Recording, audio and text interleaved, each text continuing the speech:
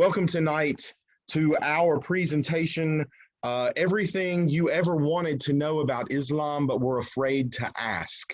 I'm Reverend Todd Humphrey, and welcome to this Jam and All Interfaith Roundtable discussion. We are excited that you are with us tonight. If you are new to Jam and All Interfaith, we want to remind you that we are here to connect. We're here to connect tonight through conversation, through education, and we come together because we want to create peace, we want to create harmony, and we want to encourage understanding. This organization, I am blessed to be a part of this organization just for the past couple of years since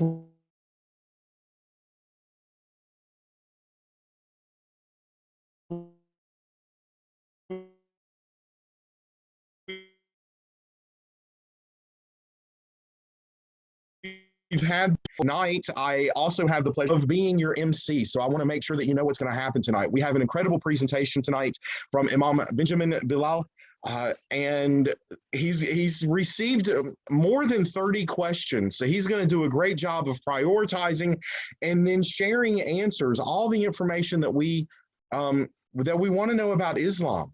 Right? This incredible world faith tradition that confuses a lot of people, and there's a lot of bad information out there in the world. And so we're going to get some correct information, and we are going to cultivate understanding tonight. So thanks for being here and being committed to what Jam and All is about.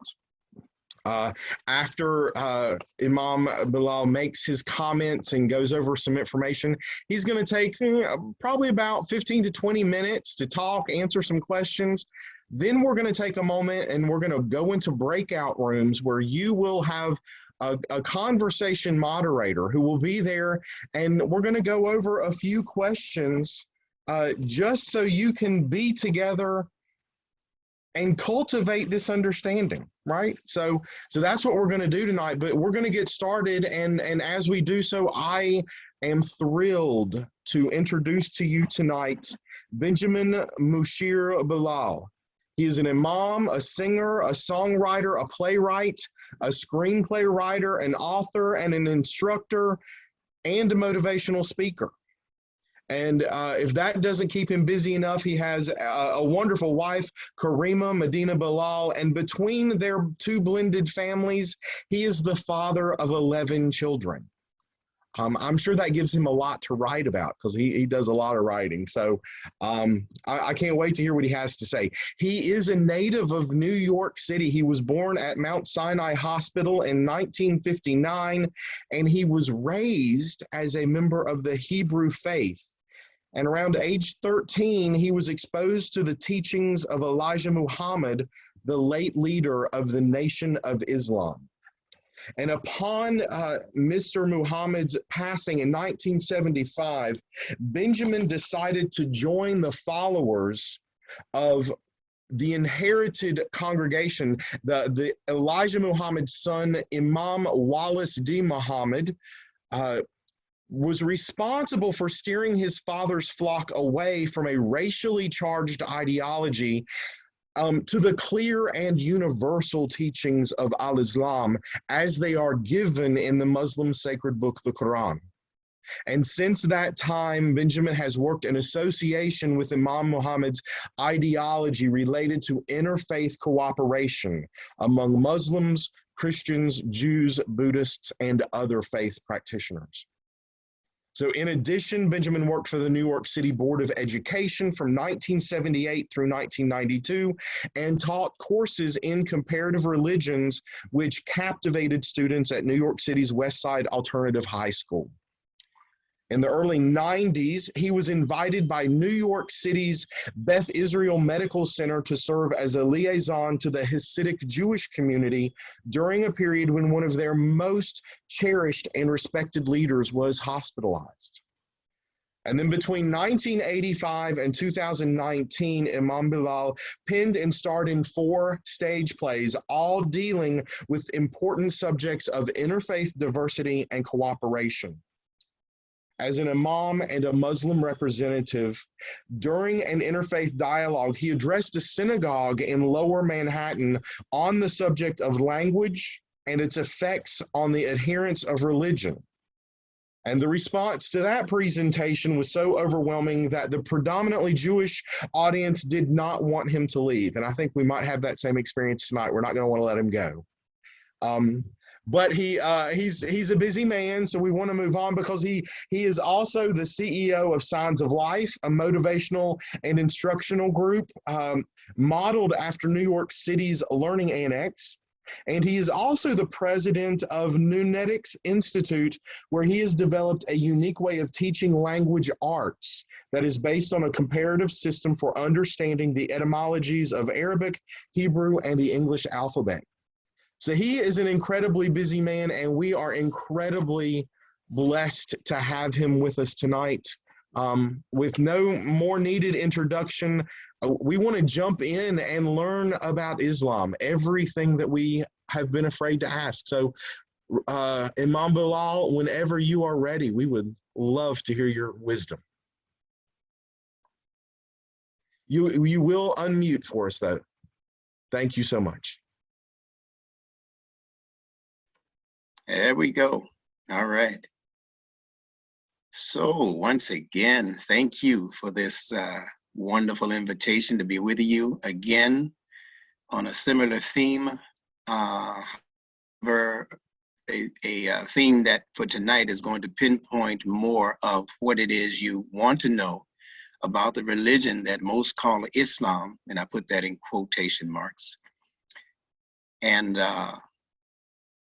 questions that you may have had that you may not have had the people available who could answer these questions there to answer these questions. So I'm just one among many who can answer most of what it is you've asked. So we're going to begin that task right away.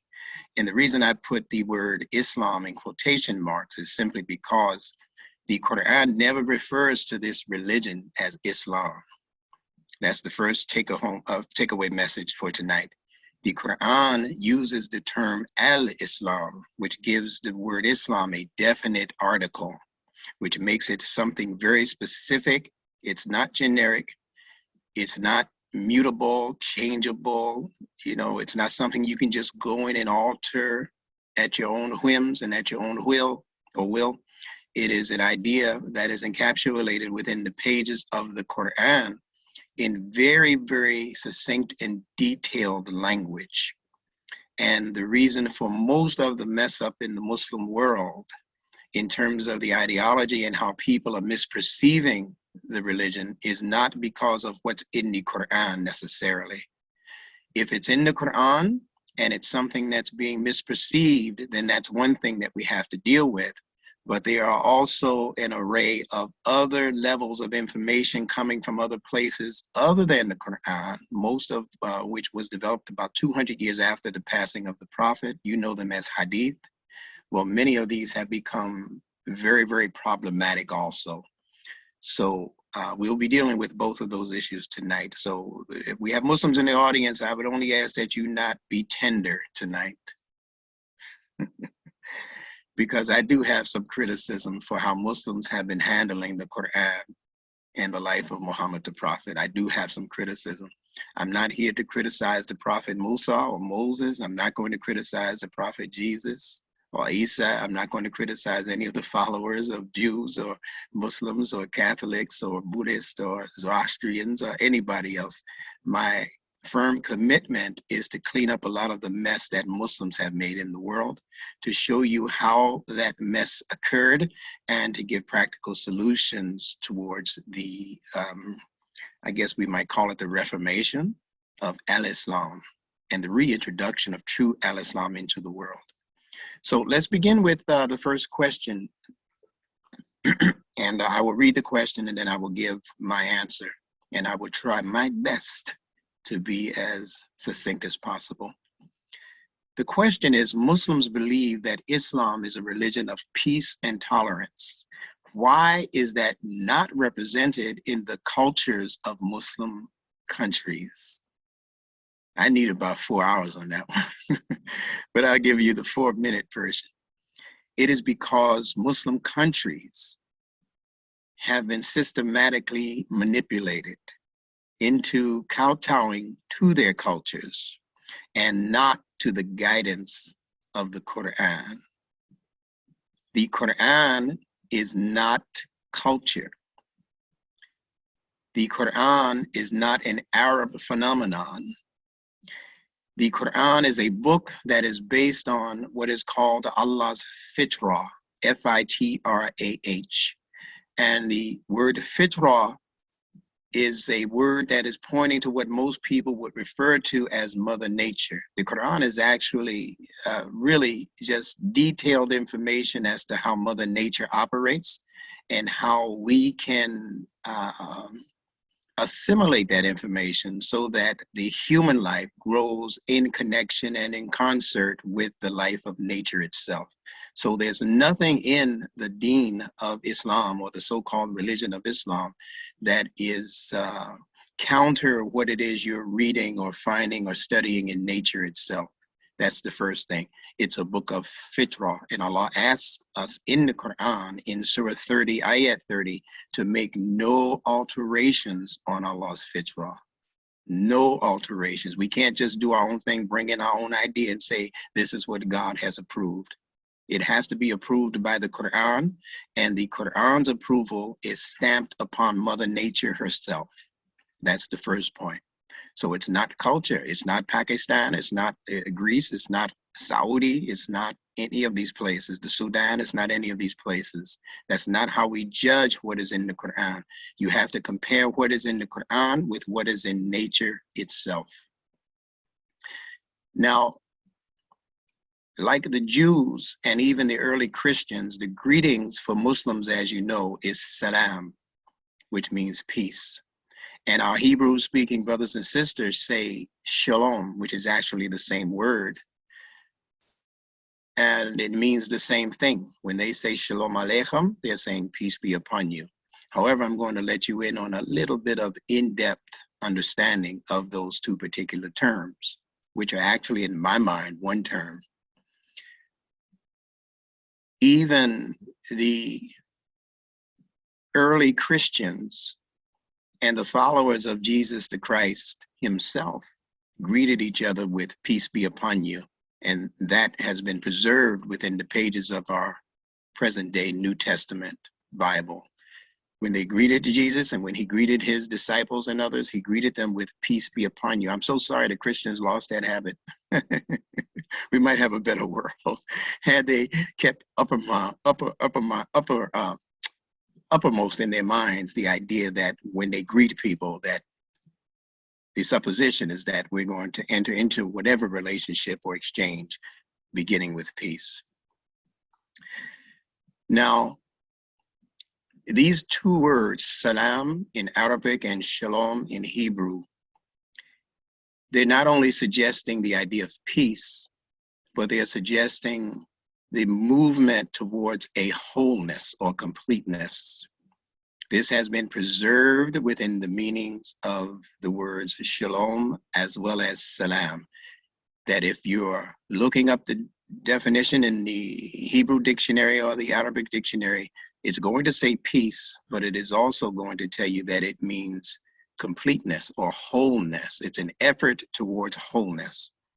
And the interesting connection in the English language is that we have the word peace, P-E-A-C-E, but we also have P-I-E-C-E, as in a puzzle piece.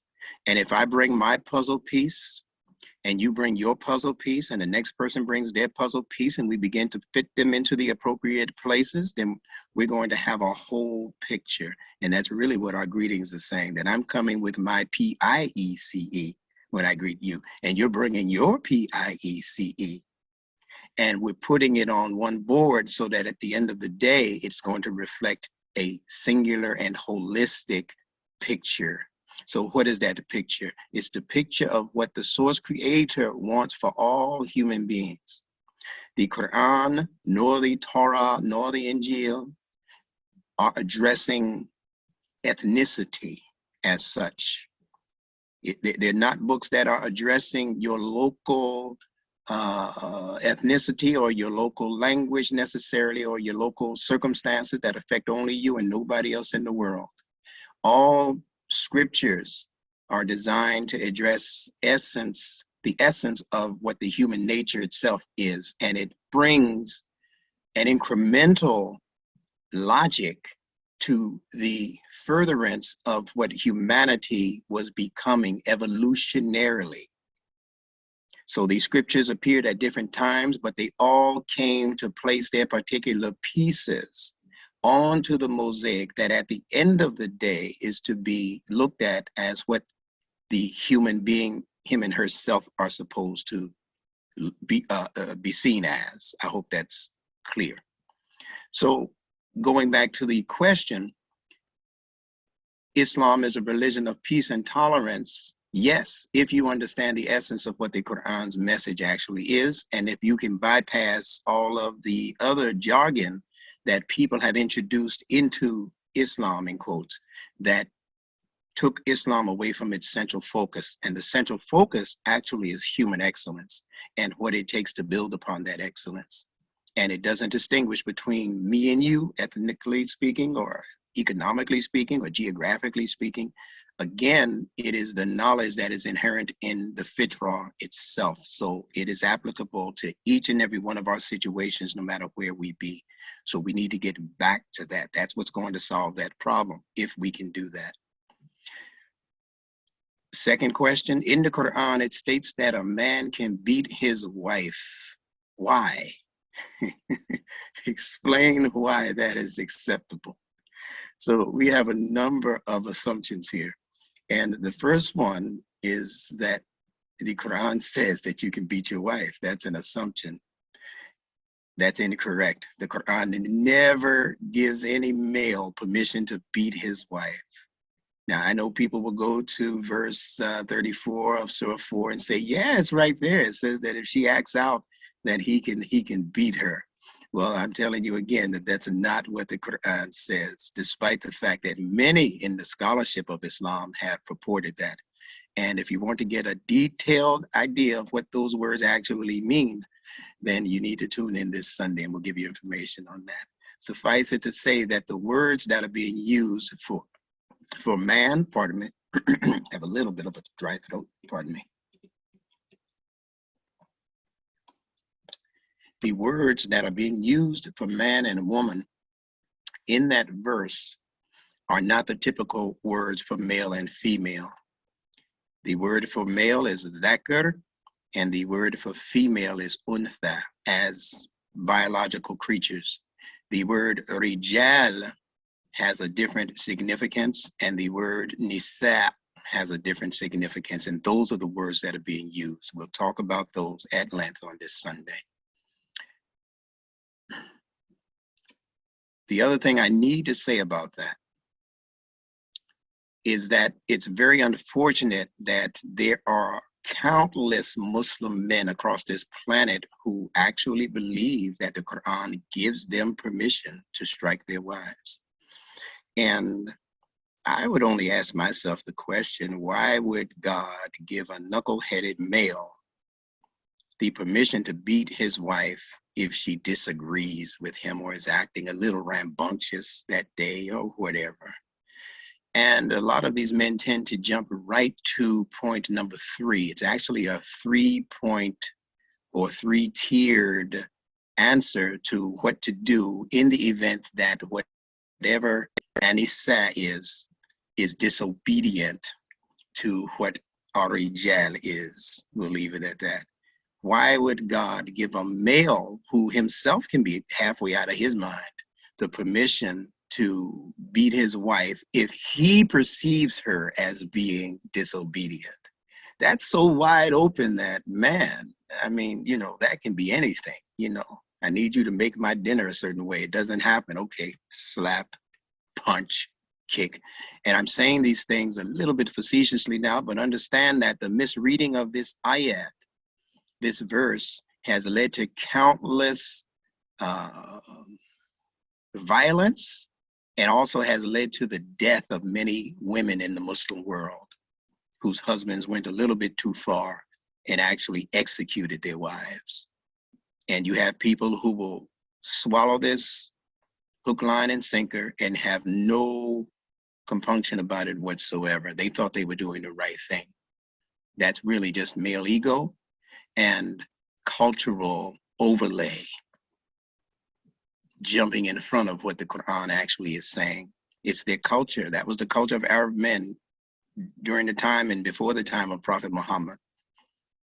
They were serious violators of gender agreement to be at peace with each other. They violated that seriously. The Quran speaks on it itself, and it says that there was a time during the time of the Prophet when the men were burying their baby girls alive in the sand or throwing them out at sea once they found out that a female had been delivered from their wives' wombs.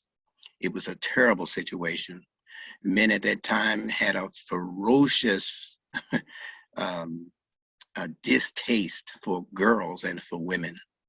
And that reflected in their attitudes, and they carried that attitude over into post Quranic Islam, meaning after the Quran was revealed, those Muslim societies that still held on to that proclivity, they simply adopted that attitude. They changed some of the words in the Quran. They changed the translations of the Quran to reflect that Arab nationalism and that Arab gender male superiority. It's really that simple, and we'll go over that this Sunday.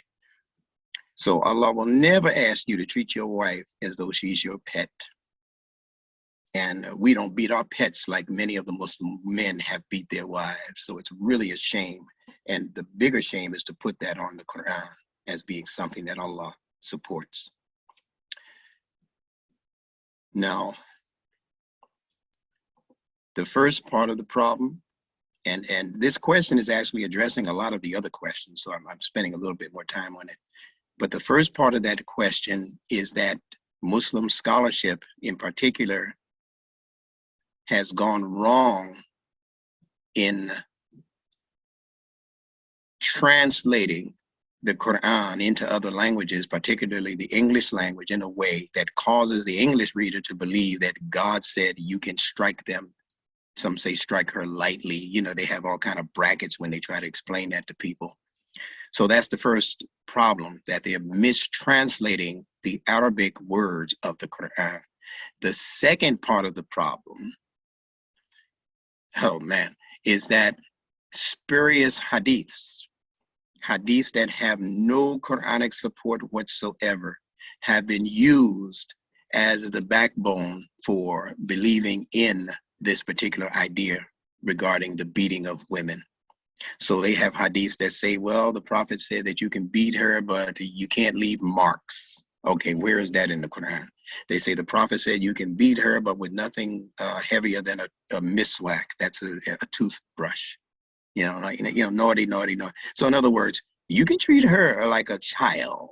You can treat her like a disobedient toddler, just strike her on the hand, let her know you're serious and that kind of thing. But where is that miswak in the Quran? Where is that treatment where we're allowed to treat women as though they are children among us? It's not in the Quran. All of that is to be found within the spurious words and tales of the hadiths. Now, does that mean that all of the hadiths are rotten and ready to be kicked out? We'll talk about that in a moment also. Suffice it to say that if you're believing in something that you're thinking is al-Islam and Quran, and you cannot find any justification for it within the pages of the Quran, then you are obviously reading something incorrectly. Let's move on.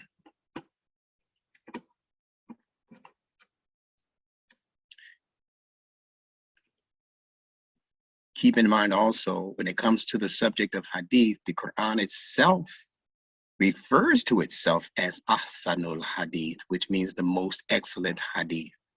So the Quran is hadith, and that's something that the scholars didn't tell us either. They never translate the word hadith in the Quran as hadith. They always say story or narration or something like that. But it's a hadith. The Quran itself is the most excellent hadith.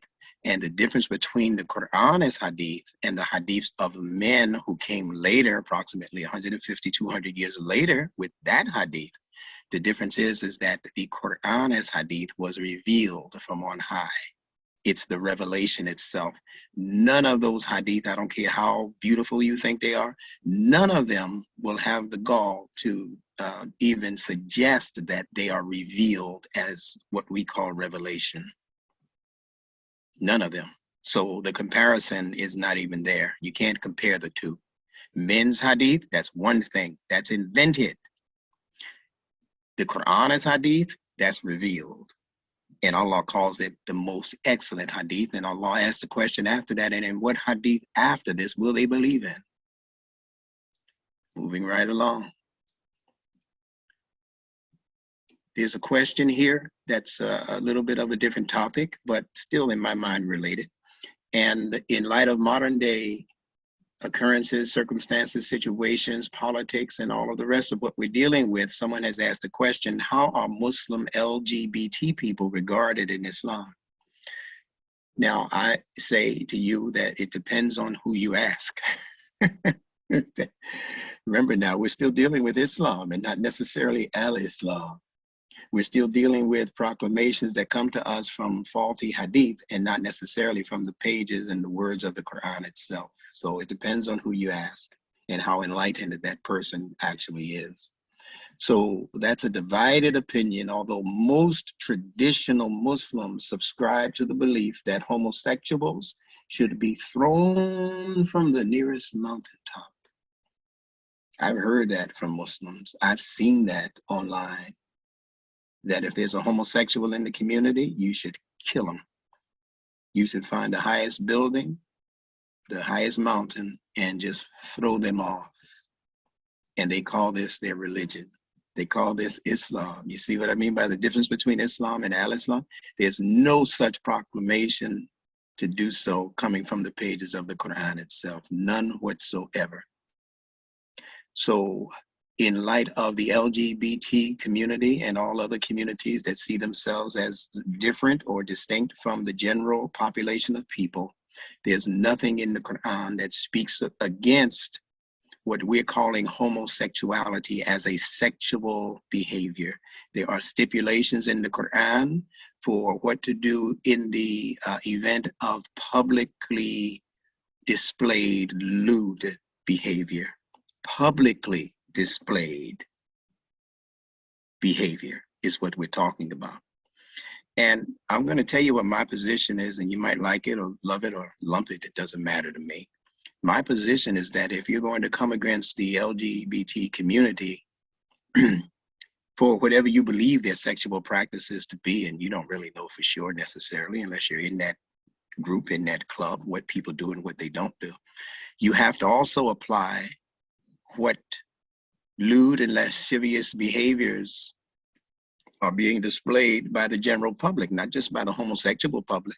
What about that stuff we look at every day on television and in the movies where people are in bed with each other, they're not married to each other, they're doing all kind of freaky deaky things to each other? That doesn't count? Or are you just running after the homosexuals because they're the easiest target? All right, so realize by now that, you may have realized by now that Imam Bilal is a little bit different in his answers than maybe the traditional scholarship. And the question that was just asked about the infidel, we're going to get to that. That's one of the questions, so be patient. I got you. And there are different things that are said in the Quran related to this level of behavior being publicized. And we're going to get to that this Sunday. It's just too much for us to try to handle in this session.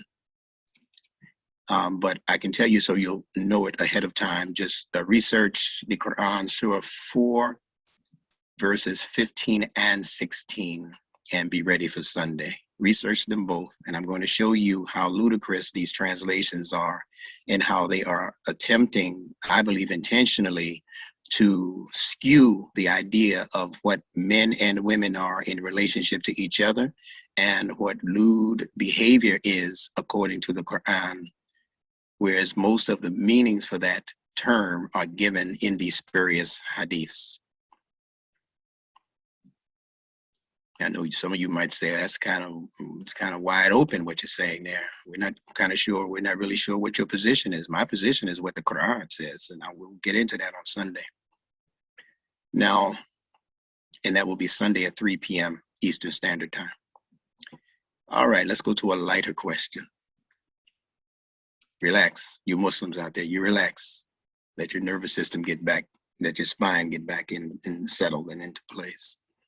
Now, how do Muslims in general regard Sufism? Most Muslims know absolutely nothing about Sufism. So there's rarely an intelligent discussion surrounding the topic. That's usually a topic that Muslim scholarship has among themselves, but the average Muslim that I have met in the over 40 years of being a Muslim, I don't think I've ever had a conversation with another Muslim about Sufism. I've had it with people who are not professed Muslims, but never another Muslim would come to me and say, what do you think about Sufis? You know, Sufism has actually grown out of the Muslim experience. However, most of what is present day Sufism has picked up its components from ideologies that are extraneous to the Quran.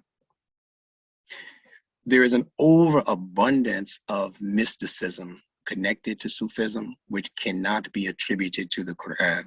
The word Sufi means wool, like sheep's wool, and it alludes to the wool that is worn by the Sufi mystics who would wear these fabrics and wear them during the most intensive heat of the year. But they would somehow remain cool due to the disciplining of their internal nature. And that was brought about by the control of their mental, emotional, and instinctive drives. It's the same basic controls. If you've heard about the group called the Polar Bear Club, it's the same basic controls that they use when swimming in frigid waters during the winter season with just a bikini, a bathing suit on, you know, and they go in there and there's a system that they have where they're able to discipline certain aspects of the mind, certain aspects of their emotions, and certain aspects of their instincts to cause them to feel warm in the frigid weather and in the frigid water. It's the same technique. So it doesn't make the Sufis a special kind of human because they're able to do such. It only means that they were able to achieve that level of discipline. Next question, please comment on the Quran's verse 193 of Surah 2. The Sahih International Translation says, fight them until there is no more fitna and until worship is acknowledged to be for Allah. But if they cease, then there is to be no aggression except against the oppressors. We have heard that some Muslims, this is the question, we have heard that some Muslims and even Muslim countries interpret fitna to include any disparaging words said against the Prophet or against Islam in general. As a result, we have heard of riots resulting from publication of satirical cartoons of the Prophet. What is your take on this verse? I think that these incidences are some of the saddest moments in the history of this deen and in the history of Muslims who, in my opinion, have lost their good senses because they are registering this deen as emotional and not rational. They're registering their love of the Prophet from a purely emotional base, which has escaped logic and rationale. And the rational application of what the Quran is saying pertaining to these ideas, it does not anywhere approach the idea of just randomly killing people because they said something or articulated something that was against the Prophet or made fun of the Prophet. If that's going to be the way Muslims are to respond to these things, we're going to be in trouble for a lot of decades and centuries ahead of us. We're going to be in a lot of trouble because that's one thing you cannot control. And it shouldn't affect you either way. It should not affect you either way. Does it affect the Christian that Jesus is portrayed in all kinds of crazy ways? Does that stop them from going to church? Does that hurt the image of Christianity for those who say that that's their faith? Not necessarily. They simply say that that's not my Jesus. Well, how come Muslims can't say, well, that ain't our prophet they talking about? You know, trying to paint him as a pervert, as a child molester, and all of these other things. That's not the prophet that I read about in the Quran. So we have to learn to grow up and take on that same attitude and that same fortitude when it comes to what they're calling depictions of the prophet. If you want to know what Muhammad the prophet is, in fact, you have to get that from the words of the Quran that are put into the mouth of the prophet, and that's the entire revelation of the Quran. But look for those places specifically that speak about Muhammad when Allah is addressing the prophet himself, because that's the truest picture of Muhammad the prophet that you're going to ever walk away with. You're not going to walk away with his true image, his true picture, his true motivations by reading about those things within these bodies of hadith. And I'll tell you in a moment why I'm being so critical, and you'll understand, I believe. So when you read the Quran, you have to look at all Quran verses in terms of their contexts, not just the content. Most of the misreadings of the Quran are due to the isolating of verses from the general stream of instructions being established by Allah. So when you isolate, you can easily go wrong because you're not looking at the context. And that's true for just human language in general. You have to listen to what the whole thing is, the whole sentence. Don't cut it off and you got 2 or 3 words of it and you think you know what's going on. Or you have the whole sentence, but it's connected to other sentences that would make that sentence make more sense. And you haven't considered the other sentences involved. No, you have to do the same thing with the reading of the Quran and any scripture. Read it within its context. So let's look very quickly at the context. It says in Surah 2, beginning with ayat 190, it says, fight in the cause of Allah those who fight you. See, that's the first part of the context. It's not talking about random killing of people. It's not talking about those who fight those who drew cartoons of the prophet. That's not in here. That's not what this is talking about. This is talking about battle, warfare that was happening at the time of the prophet and that will happen in the future. It says, fight in the cause of Allah those who fight you, but do not transgress limits. How many Muslims do you hear teaching on that? What are those limits? What are the limits of battle and warfare and skirmishes and those kinds of things? Allah says, do not transgress limits, for Allah does not love the transgressors. That's the first part. Going to verse 191. And slay them, this is the popular one that people like to mess with, and slay them wherever you catch them, and turn them out from where they have turned you out, for tumult and oppression are worse than slaughter. But fight them not at the sacred mosque unless they first fight you there. But if they fight you, slay them. You see these translations? Slay them. Such is the reward of those who suppress faith. Now I'm telling you that many of these words have been skewed.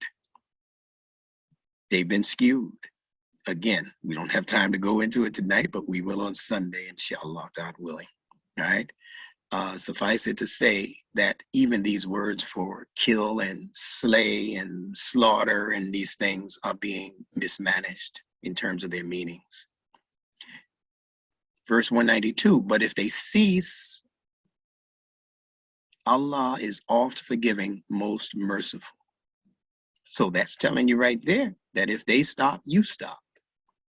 It doesn't say that if they stop and you got the advantage over them and that's the reason they stopped, then keep going and keep killing. That's not what it says. It says if they lay down the burden of war on their side, then the Muslim is to immediately lay down the burden on his side or her side. Immediately. And that's even true in personal skirmishes and disagreements.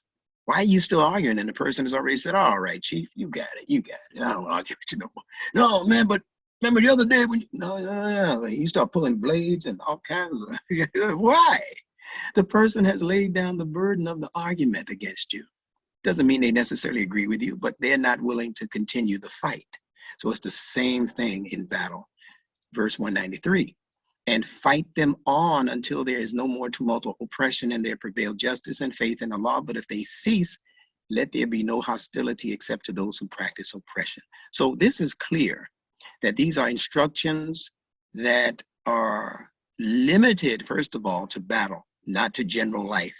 These instructions are limited to when the Muslims are actually in a battle with other people. And the ethics connected to how war should be settled in order that peace and reconciliation be reestablished is what this is addressing. because peace and reconciliation are always the objective. So keep that in mind. Next question. Is there any guidance in the Holy Quran or Hadith about how to establish peace in the Holy Land between Jews and Muslims? And this is a very, very deep and serious question. My answer, the guidance for that is in the verses that we were just discussing. These are not directives for Muslims alone. And that's the other mistake people make, that when Allah says fight them until there's no more oppression, we think it's just talking to Muslims when it's talking to humans. And if you read those verses within their context, you'll see that it's talking to a group called An-Nas. An-Nas. I need to excuse myself for just a half a minute to plug my computer in. I didn't realize my battery was running this low. If you give me just a moment. One moment. I apologize. But I don't want my screen to blank on you.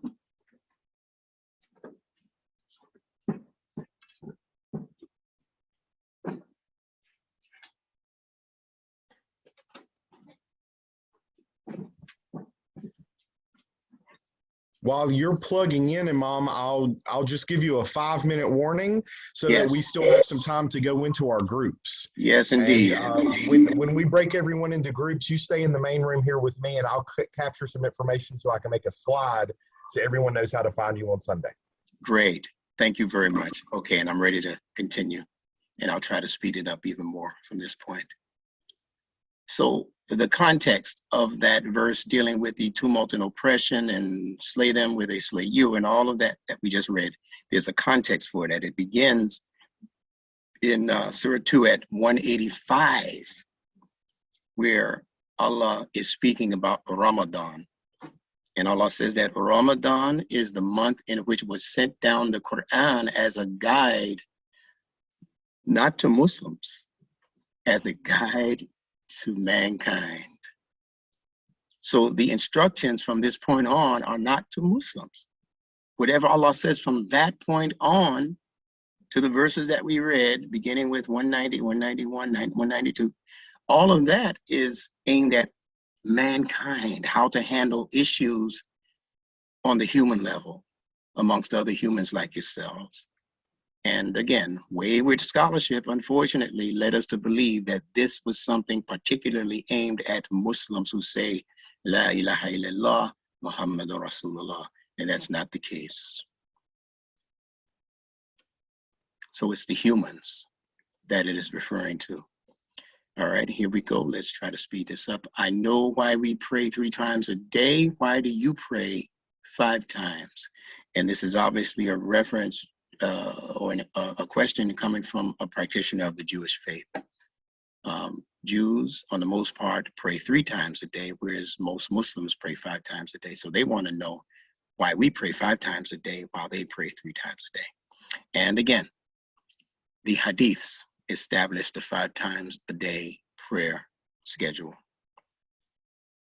The Quran only mentions salat by name connected to only 3 parts of the day. So some Muslims will tell you that Muslims are only obligated to make salat during those 3 times a day that the Quran itself speaks to. 5 times a day prayer was something that was happening in ancient Persia. And many Muslims now are believing that when Muslims invaded Persia and took over Persia, that they actually adopted their particular prayer schedule of 5 times a day. And that's how we inherited the 5 times a day salat ritual. So those things are still under observation by not only scholars, but people like you and I who are just curious about those things. The bottom line is that we're talking about rituals. I'm more interested in what Allah asks us to do 24/7, like be good, be charitable, you know, be good to your parents. You know, ain't no 3 times, 5 times a day for being good to your parents. So let's get away so much from putting emphasis on the ritualism of religion and begin to put emphasis on the essence of religion, which encourages us to be a more evolved human type.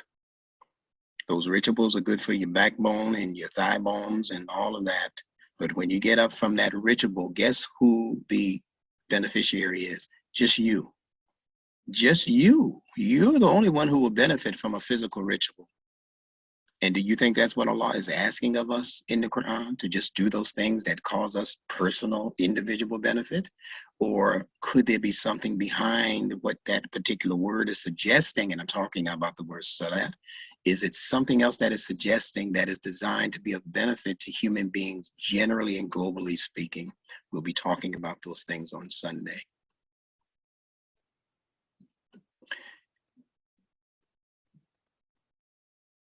Since so many books came before the coming of Prophet Muhammad, that should be before the coming of the Quran, why was it necessary for him to come with the sacred Quran? Good question. Scriptures become tampered with by men who seek to insert their own desires into God's plan for humanity. And also keep in mind that humanity has been growing and evolving for thousands of years, and that scripture comes to address their most immediate concerns. New scriptures are also sent to press the refresh button on older scriptures by preserving the integrity of the original messages. That's what newer scriptures do. They preserve the integrity of the older messages, and that which is no longer needed for humanity's evolution are discarded. So, as diverse followers of varying scriptures, we should look for the similarities and play down the unnecessary differences. So how many of us as interfaith participants, and I would even say interfaith scholars, are concentrating on what's in my book that is in cooperation with what is in your book? When the Quran speaks about Ahlul Kitab, or the people of the book, it addresses these concerns, that we need to accept these particular premises so that all of us can benefit. All of us need to be benefiting as human beings, growing along a human pattern of life and conduct and essence and excellence. So what is it in the Bible? What is it in the Vedic scriptures? What is it in wherever I can find legitimate scripture? What is it in that scripture that agrees with what I find in the Quran or in the New Testament or in the Old Testament? And then let's get together based on what we already agree on. The things that we don't agree on is not going to be that significant in a moment. Those things that we don't agree on are generally relegated to what happens to us after we die. Okay, let's say Jews go to hell. Let's say Muslims go to hell because they didn't confess Christ. Let's say Christians go to hell because they took a man as God. All of that is what happens to you based on God's judgment after you die. What are we doing about now while we live? When there are evil forces in this world that could give a hoot whether you believe in Jesus or Moses or Muhammad or whatever. They're after you because you don't believe in them. So how are we going to consolidate our forces while we're here on this good old earth to join together in righteous cause and causes, and then let Allah work the rest out? Let God work the rest out. I think that's intelligent. All right, and I think the last question, yeah, alhamdulillah, I love these statements. The last one I'm going to tackle is a necessary one for understanding what it is we do at Nunetics Institute. And that question is, what are you trying to accomplish with your system called Nunetics? Nunetics is a system of identifying Arabic letters and their fitra-based meanings, meaning their meanings as they are attached to Mother Nature herself.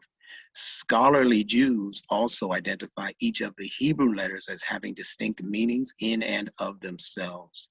So when you trace Hebrew letters back from the currently observed, what they call fire letter system, back to what's called Proto-Hebrew, which depicts each letter in a symbol, you're able to see more accurately what that letter actually signifies by looking at the symbol. You have to look at the symbol. If it's a hand and it's yod, then you know that that particular letter, pardon me, yes, that particular letter is having something to do with the hand, or, you know, whatever the symbol happens to point to. What makes Nunetics actually distinct even from that system of Hebrew letters and Hebrew writing is that each one of the letters in Arabic are actually highlighting parts of the human body first and foremost. So from Aleph to Ya, as a letter system, each one of those letters have something to do with something that God put into your human frame, your human body system. And the Hebrew letter system has similar letters and similar connections to parts of the body, but not for every one of their 22 letters. For every one of the 29 glyphs or the 29 letters that we have in the Arabic letter system, each and every one of them is to be associated with parts of the human body, beginning with Aleph, which represents your spine, the spine in your back, Aleph. Why is that important? Because everything that your spine does, functionally speaking, is what that letter is doing, theoretically speaking, when it's in the word. So if the word for trust is amana, and it begins with an Aleph, that means that whatever that trust is going to be operating in you in the same manner that your spine operates to hold up the integrity of this body, to keep you upright, as we like to say in religion. We want to be upright. Well, Iman will keep you upright. So when you factor in the meanings of these individual letters and you connect it to a second letter and then a third letter, what you actually have in one word is now a sentence and not just a word. So amana, he believed, or he had faith, or he trusted something. That's not just a word, it's actually a sentence. And when you learn to read the Quran based on words being sentences, look at how much richer the Quran becomes for you. So that's the system of lunetics, and that's why we see it as being important. We see it as being the godsend. And keep in mind also that we're following a fitra-based system when we talk about the Quran and when we talk about the language in which it was revealed in. And most Muslims, I should say all Muslims, I don't know of any who follow this particular system yet. I believe lunetics is going to become the go-to system for learning Arabic and learning the reading of the Quran in the very near future. I believe that. But keep in mind that Arabic teachers will begin you with what are called Arabic root words. Now, if we're looking at the fitra, there's nowhere in nature where roots appear first. You have to first have seeds before you can have roots. So we call nunetics seed letters. That's why it's called nunetics, after the letter nun, which means seed. So nunetics means that you're beginning with seed letters that you plant, and those letters then become root words. That's what it takes for a bilateral word to appear, trilateral word to appear, and so forth and so on. And once the root is established, then you have what's called branches of knowledge that appear after that. So it follows the same program as the tree or as the bush. You plant the seed, it develops roots, and from the roots, the body grows to produce branches, hopefully fruit, and then further seeds, and on and on and on it goes. And Allah describes the language in the Quran as a tree, a goodly tree and an evil tree. It depends on the language in which you're choosing to express yourself through. So that's the basis of nunetics. We invite you to learn that system. Is my time up? Yeah, Okay. but you have planted so many seeds tonight for an incredible dialogue, and we want to give in this day and age, everyone's looking for a chance to connect and talk with each other. So I am going to interrupt. I apologize for that, but No need to apologize. so much rich conversation can happen now, and I'm going to throw some questions up on the screen, and then we're going to break into some small groups. And so what we want you to consider, and you're going to have about 15 minutes in a group. You're going to get 15 minutes as long as you're all going to commit that when you're going to find one person to come back as your reporter who's going to share one nugget, right? We want to hear from each of the groups when we come back together. We want to know what has impacted you most from these comments, from these remarks that you've heard tonight, from these answers that you have received based on the questions that were submitted. And then, did you learn anything new tonight? What surprised you? And has your perspective changed? And what I want to say is I'm going to modify that question a little bit. How has your perspective changed? Because I don't think you could have sat through this dialogue tonight and not have had your perspective change in some way, shape, or form. So I've learned so much, and I'm so grateful, Imam. We do have some guidelines that we want to remind you that every group will have a facilitator. Our principles for discussion are about acceptance, honesty, openness, trust, authenticity, sensitivity, collaboration, non-judgment, and a willingness to respect our differences. So when you come together, make sure you're agreeing to disagree. If you don't stand, in the same viewpoint, that you use I statements and you don't talk about the world, but you talk about your own personal experience. We want to support one another. We want to seek to stay positive in these conversations, be willing to take a risk and share authentically, and look for those common threads that Imam Bilal talked about. And we're going to stay safe and be present to listen to what each other has to say. So be ready. I want to make sure everyone is planning to go into a breakout room. You're going to get an invitation. Please hit accept and go in and have an incredible conversation. Pick out one person. Again, we're going to come back and you're going to have a reporter who's going to report on one nugget, one gem that you find and uncover in your conversation. Just hit accept.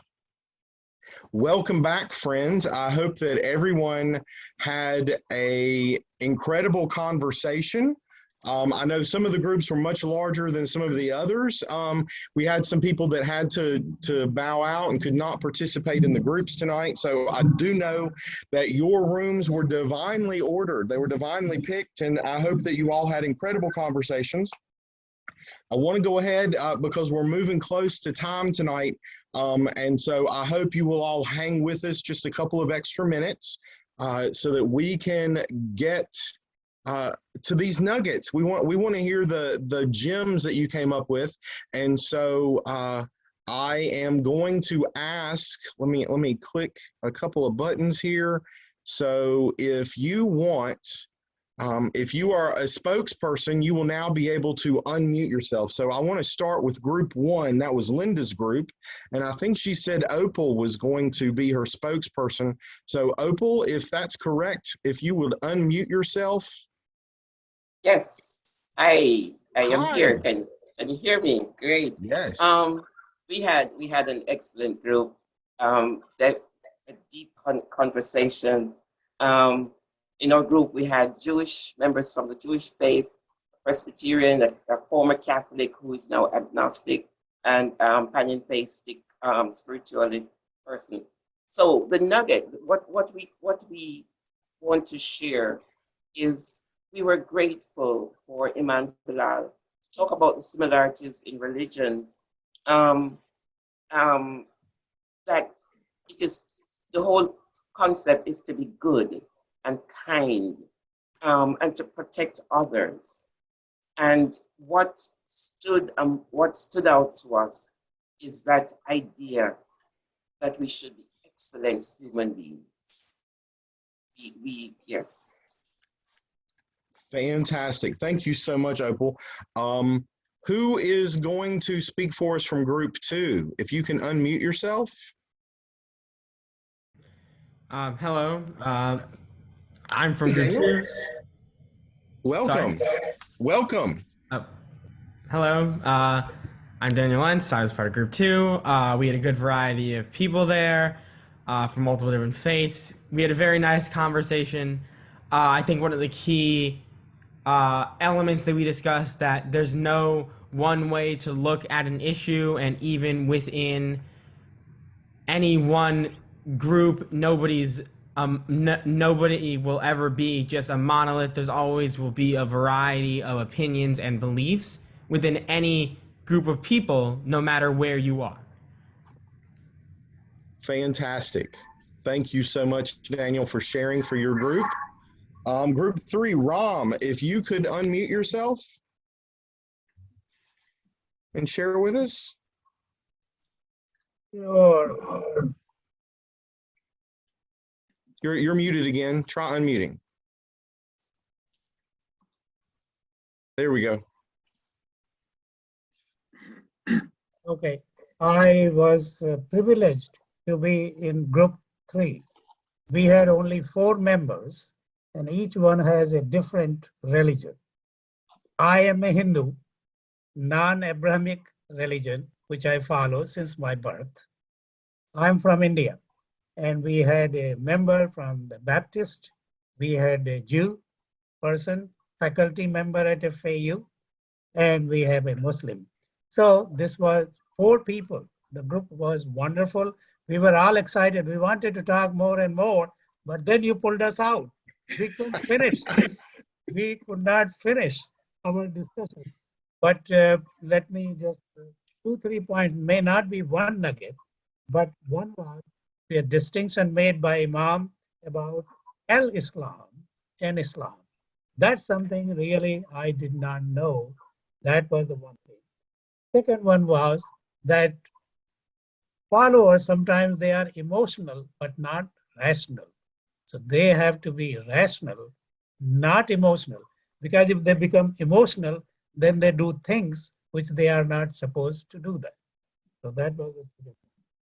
Third was when quoting Quran, there should be a context before content. So when you refer something, but you give it a complete picture, context with the content, then probably you will have a true meaning. So I must say, Imam, you gave me a new perspective. We were all excited.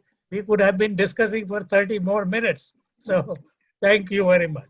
Thank you, sir. Thank you. That was a wonderful presentation. So David, if I can get you to unmute and share from your group. So hi, I'm David Hall, and we had a proud group of 4 members as well. 3 of the Jewish faith, 1 of the Muslim faith, 83 years young. And we want to thank Jam and All for hosting this Zoom event tonight. And we thank the Imam too for his light and love. I think our takeaway, within the religion and for all religions, we are faced with interpretations. And through these interpretations, we get to create decisions and viewpoints and prejudices and inclusiveness, and that we really have a big responsibility for all of us, for all religions, to learn more, to accept, to listen, and to cherish the differences of the interpretations within these religions and outside of our religions. And so there's a level of tolerance and understanding that I believe we can step up. And I think that Jam and All and interfaith organizations are really charged with a responsibility to help out the planet for all our differences and all our similarities. Thank you, David. A great share. I want to now invite Diane. I think you're going to share from your group. Can you unmute for us?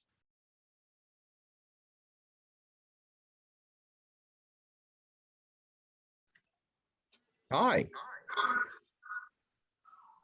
Diane, I think you're going to share from your group. Oh, I didn't think I was. But okay. I hope I speak for everyone. But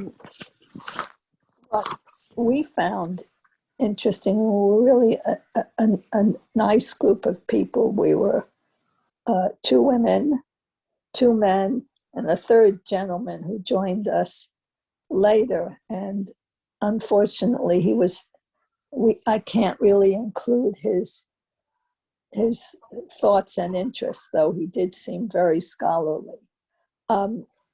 What we found interesting, besides having a lot of questions about the religion, was how the religion, Islam, was really separate than the culture that sometimes portrayed what Islam was or really wasn't. Point being brought out with the homosexuality, the domestic abuse, and we all know that had nothing to do with Islam, but some cultures, you know, that were Muslim cultures used it and then hurt the religion, the view of the religion, which was really a very peaceful, you know, thoughtful religion. I hope I'm speaking for everyone. So the question was the difference between the culture and the religion. We found, you know, interesting. Excellent. Thank you so much, Diane, for reporting for your group. For group 7, I'm going to turn to Sadia. Can you unmute for us? Thank you so much for the opportunity. It was a privilege to be in this group. Unfortunately, we didn't have the diversity we were looking for. We had mostly Muslims in the group, but even then we had a great discussion. Imam Bilal's lecture and answering the questions was very thoughtful and really enlightening in many perspectives, especially the difference between Islam and Al-Islam. Was an eye-opener. Frankly speaking, I am a practicing Muslim, but that was truly a big difference between how I grew up with Islam and finding out what Al-Islam really is. And we had four ladies and one gentleman. The 4 ladies were three ladies for Muslim faith, one gentleman was from Muslim faith, and we had Judy, who was the facilitator. Basically, we had 3 kind of nuggets. One was Imam Bilal explains pretty well all across, that was unanimous, that he had a great way of explaining what the misunderstanding or perceptions that we misunderstand in our religion. And he incorporated the Abrahamic faiths and especially reassured a lot of people of other faiths that a lot of things that we associate with Al-Islam are not truly what we truly is in Quran. So that was really very reassuring to me as a Muslim also, especially the Christians and Jews who watching the media has not helped. So I'll leave it at that. And thank you for the opportunity. I always come to this round table. I learn, I grow, and I am more tolerant every time. So thank you for the opportunity. It's always a pleasure. Thank you.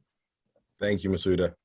Reverend Ren Bell, will you unmute? Hey. Thank you. I think I'm unmuted. Can you hear me? Yes. Okay, so we had 6 people in the group, so we had really, literally no time to really get into it. But we introduced one another, and I think the most important thing that happened was that we were all able to speak to one another and meet one another and find commonalities. I think we were all from New York. We had one Imam woman who was born and bred in the United States, and we had a Catholic woman, and we had 2 Jewish women and one all faith. Her husband's Jewish, but I forgot to ask her what her faith was. And I'm Christian / Buddhist / whatever else. So basically the bottom line was we did want to know about the infidel question. That was interesting to us. And of course, the Muslim woman didn't know anything about wife beating. So we decided that maybe there's a big difference between culture and religion and where the faith is practiced. And so certainly fodder for more discussion, but we did agree with that our God is a God of peace, love, justice, racial equality, and inclusivity. And that's what we came up with. So, but thank you to the Imam for such an enlightening, yeah, I've already signed up for Sunday, so thank you. Excellent. Thank you so much. Okay. I want to turn now to Vernell. Reverend Nelson, you're going to share with us? Yes, hi, good evening. Our group was very interesting.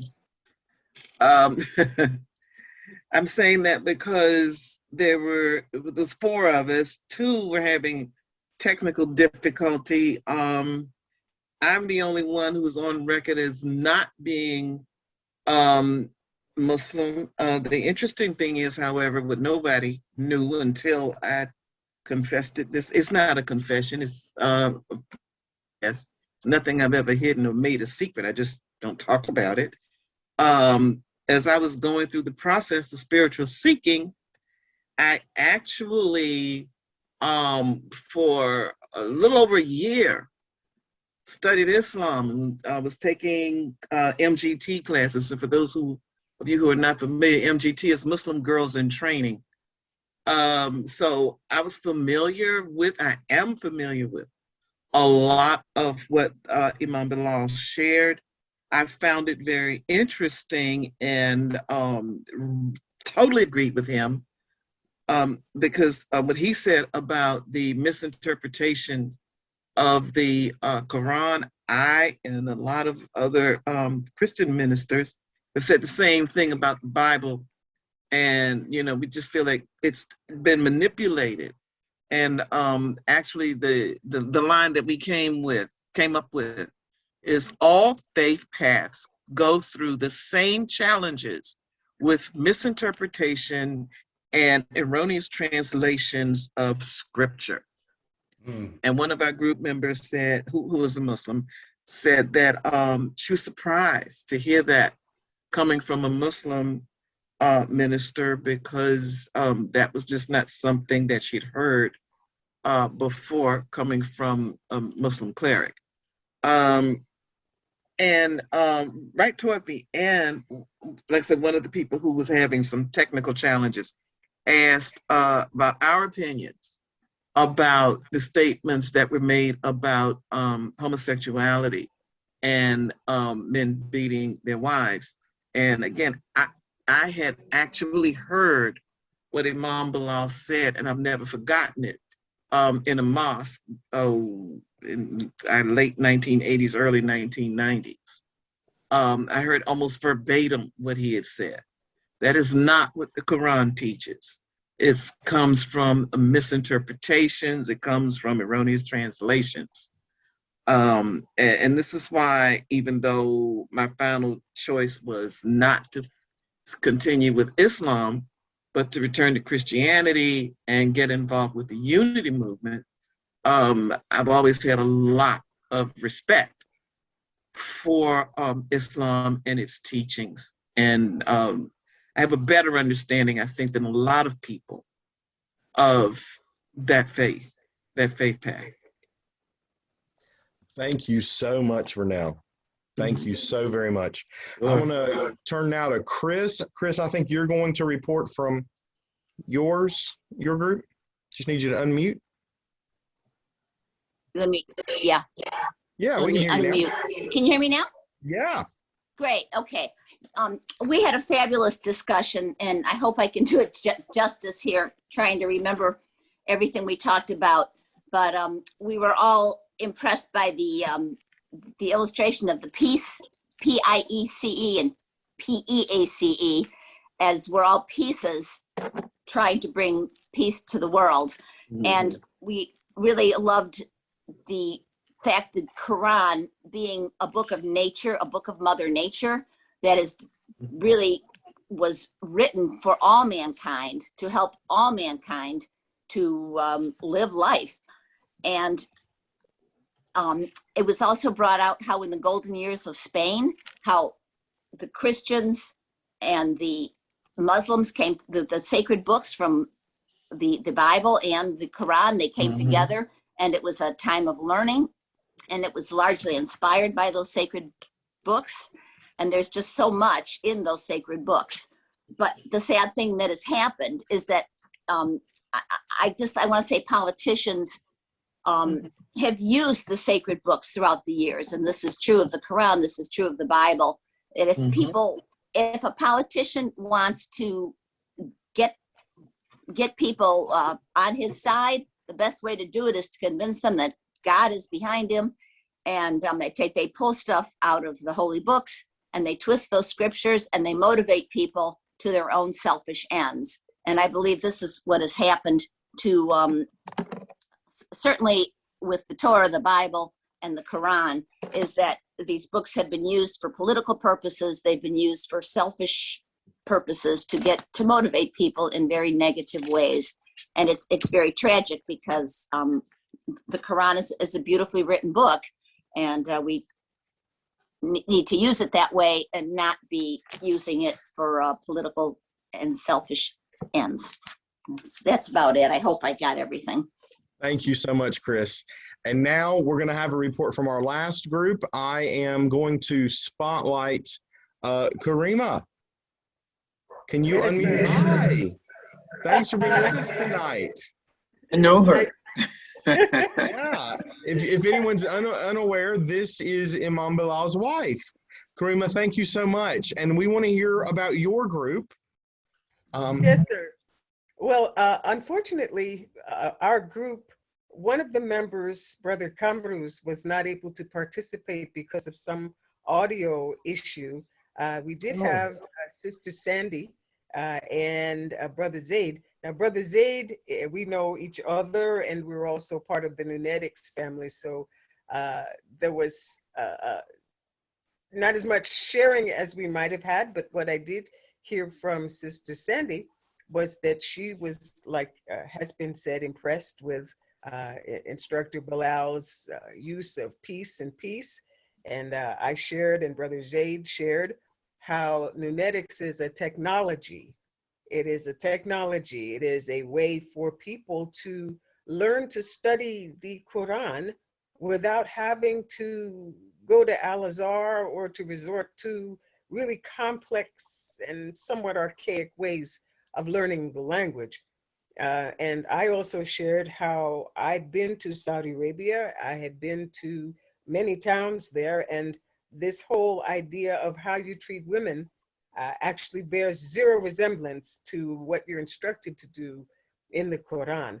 I would have liked to have heard what Brother Kamruz had to say, but unfortunately the tech didn't allow for that to happen. So the takeaway from this is that we have a lot more in common than we do not, and that there's these breakout groups are very useful and need more time so that we can have more sharing.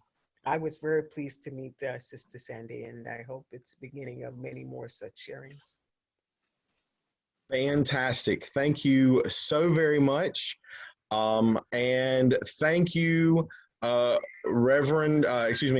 Bilal. I want to add you in here with me. You answered so many questions tonight, and I know that there are so many more, and I think that that if we were still taking questions, you would get another 30 to 50 questions tonight, just based on the conversations that people had. And again, you brought up, and we talked about it while everyone was in their groups. I want everyone to know that this Sunday at 3 p.m., they can come together and they can learn more. And in order to get that invitation, they just need to send you an email at cosmicquran1@gmail.com, correct? That's correct, okay. Sir. Yes. And I think that has been in our chat. Someone just put it in the chat again for us. And so I can't thank you enough for being with us tonight at Jaminal to answer questions and to start us on a path of more understanding and really getting clear on what the Prophet actually heard and what he brought to the world, and that it was not just for the people who are already practicing Islam, but for the rest of us, for all of mankind, all of humankind, to learn and to embody these truth teachings. What a gift tonight that you have been. Thank you so very much. Thank you for the invite. Much appreciated. Absolutely. I truly enjoyed myself. Well, we look forward to having you again sometime. For everyone else, if you are new to Jaminal, we want to remind you that you can keep up with everything that we are doing at Jaminal. If you go to jaminalinterfaith.net, you can sign up for our newsletter. You can learn how you can get involved. You can become a member of Jaminal for only $20 annually. And you can also make a donation to the incredible work that this group does. Learn more about the history of Jaminal. Jaminal Jews and Muslims and all faiths together. We are celebrating our 20th anniversary. This grassroots organization formed out of the tragedy of September 11th. And 20 years later, we are going strong and building interfaith dialogue. You can watch the video that was created called Rising from the Ashes. Please go and watch that video. It tells the story of Jaminal. And then make sure you sign up for the newsletter so you can find out about all the wonderful things that we are doing at Jam and All Interfaith. Again, jamandallinterfaith.net. Again, Imam Bilal, thank you for being with us tonight. I want to thank everyone else that has been here tonight, all of our facilitators. A special thank you to the committee that puts together these Jam and All roundtables. What an incredible job all of you do in finding facilitators, marketing this program, and finding incredible speakers like Imam Bilal. We are truly blessed.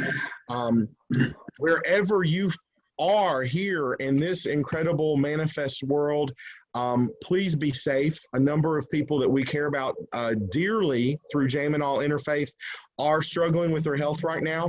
Personally, my stepmother is just got out of ICU a couple days ago. She's still in the hospital. So wherever you are, take care of yourself. And if prayer is a part of your spiritual practice, please pray for our frontline workers and for everyone who is impacted with health challenges these days, that soon we can all be together in person and hug and not have to wear a mask.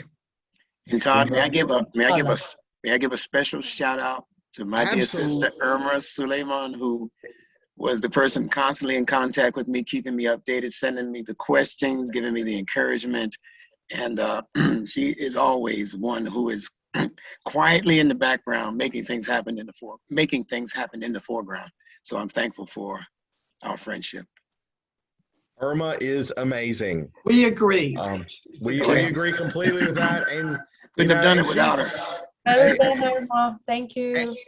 And she's doing it from another time zone. This has got to be challenging. Anyway, that is our event for tonight. Thanks for being with us, everyone. Be well.